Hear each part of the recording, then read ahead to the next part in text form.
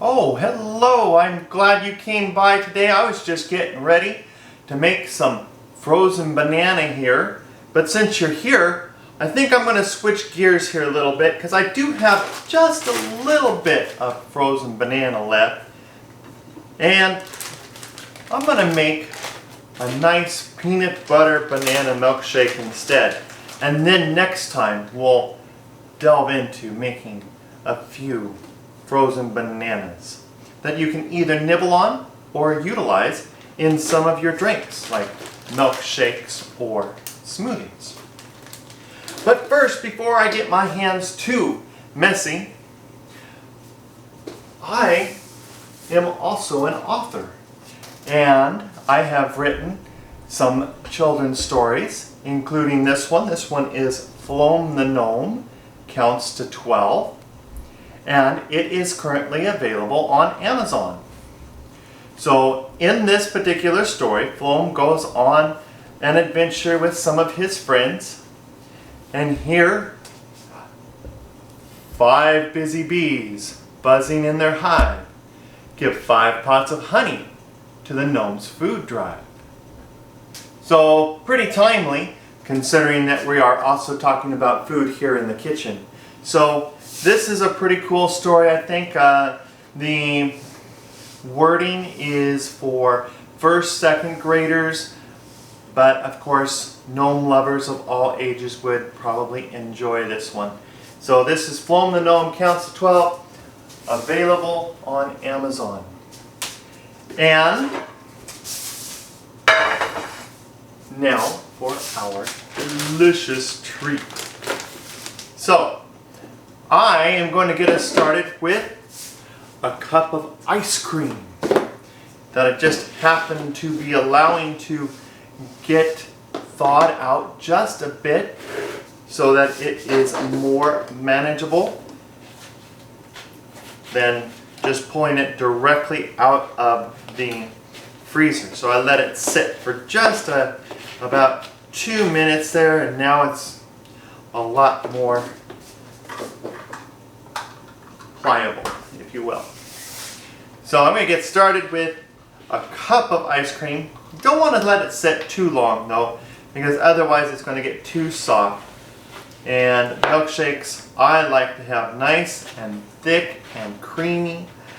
So you want it nice and hard and frozen, but not so hard that you can't scoop it out. So this is going to be it for my vanilla ice cream here. Now, of course, you could use a non-dairy ice cream like Rice Dream as well to make this particular milkshake. So now we're just going to toss that on in here into our blender jar. And if you like our videos here on my kitchen, I would really appreciate it if you would hit those like and subscribe buttons for us and help us out here on my kitchen. And maybe leave a little comment below, especially if you tried this particular video and maybe you adjusted it just a little bit. What did you do in order to add more flavor to it? Mom's going to do some frozen banana. After all, it is a banana milkshake. I know I got all these bananas here that need to be used, but again, we've got to get this nice and cold so that it is a milkshake. If I use too many fresh bananas, then it's not going to set up well enough. So I'm going to use about 3/4 of a cup of frozen banana, which is going to really diminish my supply of frozen banana here. And that's the reason why I was making some more. There we go. Remember that you have lots of gaps inside the measuring cup, so pretend that these are squished down there and throwing that on in And so yes, definitely in our next video we will make some frozen banana. So there we go. How about a little bit of coconut? You like coconut? In one of my previous videos I was showing how to make some coconut milk ice cubes. Fairly simple. And if you use the coconut milk for another recipe or part of the can, then that will allow you to have some smaller coconut milk ice cubes to help fill that in. And so, yeah, right about there. 1/4 cup. Excellent. And then, since this is a peanut butter banana milkshake, why not throw in some peanut butter? So, I'm going to get right in there, grab a couple of good tablespoons of peanut butter, and, well, that's more like 3 tablespoons, so about 2 heaping tablespoons of peanut butter. So about 3 tablespoons, 2 to 3 tablespoons I think is a pretty good amount. Since I have my spatula all nice and peanut buttered here, I'm going to go ahead and just doctor up my glass really quick as well. I like throwing in just a little bit of peanut butter on the rim of a glass when I'm having a peanut butter drink. Same thing with almond butter or cashew butter. If I'm having one of those, then I'll just spread that on in a little bit, and then you can taste it. Add just a little bit more peanut butter flavor with your drink. So there we go. Put that off to the side, and why don't we throw in just a couple of dates.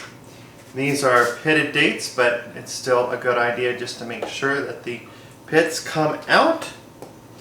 Also on some of them, the little attachment where it attached to the tree, oops, don't want to get that into the blender jar, the whole reason we're taking it off. So get that off there. Don't let that get into your blender. It won't blend up very well. So there's that. And how about a pinch of salt? I think salt helps just a bit with peanut butter smoothies. Probably a bit much there.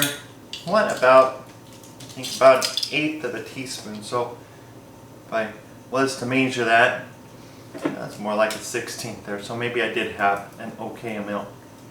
So there we go. Throw that on there. And some of it's already come off my hand, so I'm going to call that good, and then just sprinkle the rest onto the glass there. Now, for your milk, of course I use dairy ice cream, so you could use some dairy milk or whatever the case might be. You want about 1/2 a cup to 2/3 of a cup.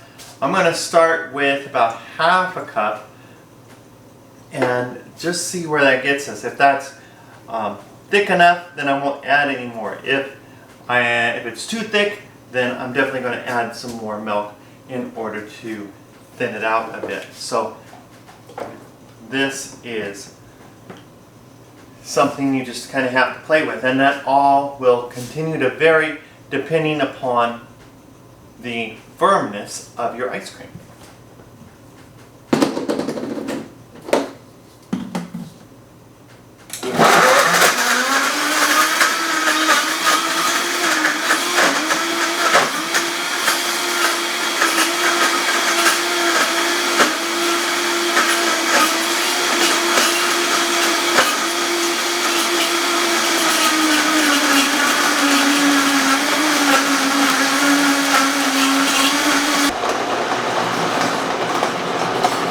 Alright, I don't know if you can hear that or not, but the coconut milk ice cubes, they get very firm. And I've got one dancing up on the blade right now. And I'm trying to just blend in here a little bit.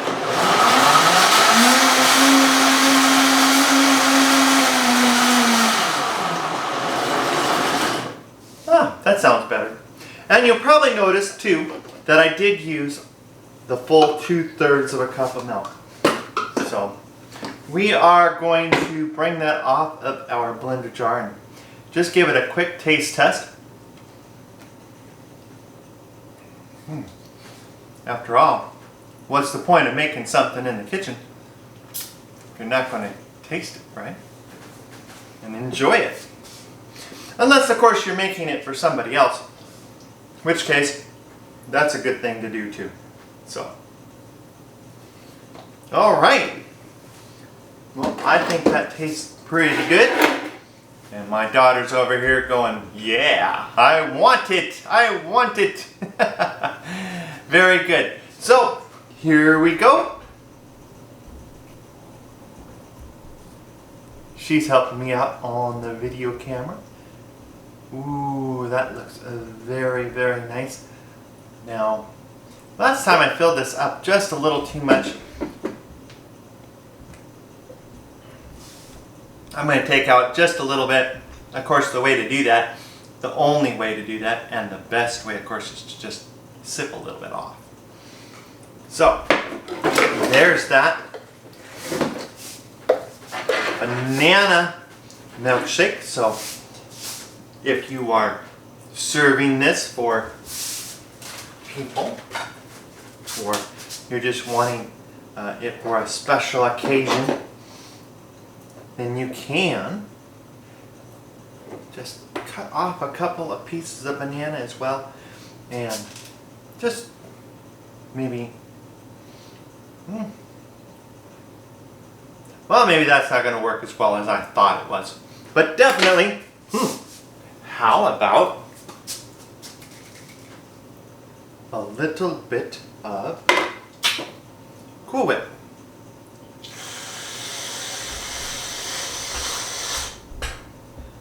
There we go. And then you can take banana and put that right on top there. And then maybe sprinkle on a dash of coconut.